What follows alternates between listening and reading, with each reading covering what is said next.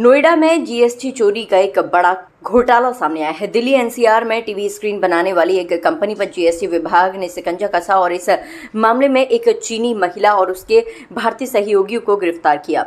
आरोप है कि दोनों ने मिलकर टैक्स की गलत कैटेगरी दिखाकर और अंडर इनवॉइसिंग के जरिए सरकार को करीब 10 करोड़ रुपए का नुकसान पहुंचाया। जांच एजेंसियों ने बताया कि नोएडा स्थित ये कंपनी वीडियो डिस्प्ले यूनिट यानी टीवी स्क्रीन तैयार करती थी। नियमों के अनुसार इस उत्पाद पर 28% जीएसटी लगाया जाना चाहिए था, लेकिन कंपनी संचालकों ने चालाकी दिखाते हुए इसे गलत कैटेगरी में दर्ज कर केवल 18% जीएसटी जमा किया, यानी प्रत्येक उत्पाद पर लगभग 10% टैक्स की चोरी की गई। लंबे समय तक यही प्रक्रिया अपनाकर कंपनी ने करोड़ों रुपए हड़प लिए। इस घोटाले में 2 लोगों को गिरफ्तार किया गया है, जिसमें भारतीय कारोबारी विनय कुमार, जिसे टैक्स चोरी का मास्टरमाइंड बताया जा रहा है, और चीनी महिला एलिस ली। ये कंपनी संचालन में सक्रिय है, जिस पर सीधी संलिप्तता का आरोप है। दोनों आरोपियों को मेरठ स्थित जीएसटी कोर्ट में पेश किया गया, जहां से उन्हें रिमांड पर भेज दिया गया। पेशी के दौरान चीनी महिला एलिस ली ने कोर्ट परिसर में जमकर हंगामा किया। वह अंग्रेजी और चीनी भाषा में जोर जोर से कहती रही कि मुझे छोड़ो, मुझे चीनी होने के कारण गलत फंसाया गया है। पुलिस कर्मियों ने कई बार शांत रहने को कहा, लेकिन वह बार बार चिल्लाती रही। मेरठ की स्पेशल सीजेएम दुर्गेश नंदिनी की कोर्ट में सुनवाई के दौरान ये नजारा देखने को मिला। इस वक्त हमने एक केस मैसर्स टेंटेक LED display India private limited का बनाया है, जिसमें कि वो 2 तरह की चोरी कर रहे थे। एक तो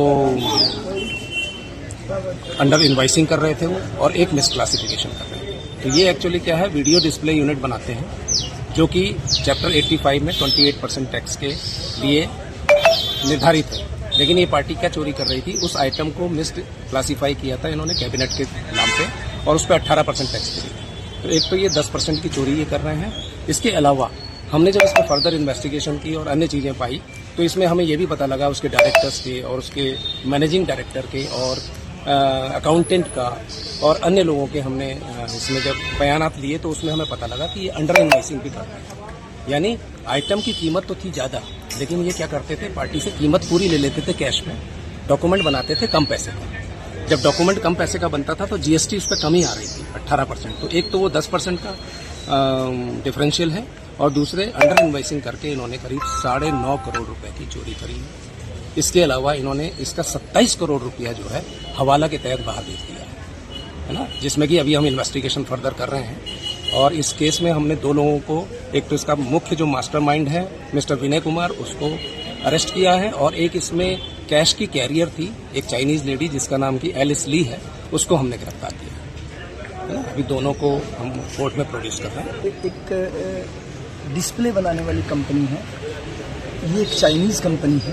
उस चाइनीज़ कंपनी में डिस्प्ले बना करके ये लोग जो माल पर बिक्री करने के अकॉर्डिंग 28% जीएसटी देना होता है, वो 28% ना दे करके 10% इन्होंने जीएसटी की चोरी की, यानी कि 18% पे अंडर वैल्यू के इनवाइसेस काटने के बाद ये इन्होंने अपराध किया। इसमें उस कंपनी के मैनेजिंग डायरेक्टर और एक चाइनीज़ लेडी ली तेंग, जो कि कैश कलेक्ट करके सरकार के टैक्स की चोरी करती थी और सरकार को जमा नहीं किया जाता। उस अपराध में ये दोनों मुलजिम, एक मैनेजिंग डायरेक्टर और एक वो लेडी जो कैश कलेक्ट करती थी, जो कि चाइना के डायरेक्टर हैं यून थोंग, उनके डायरेक्शन पे ये काम करती थी। तो उस अपराध में ये यहाँ पर आई हैं जीएसटी चोरी के मामले में, और माननीय स्पेशल सीजेएम के न्यायालय में प्रस्तुत हुई हैं।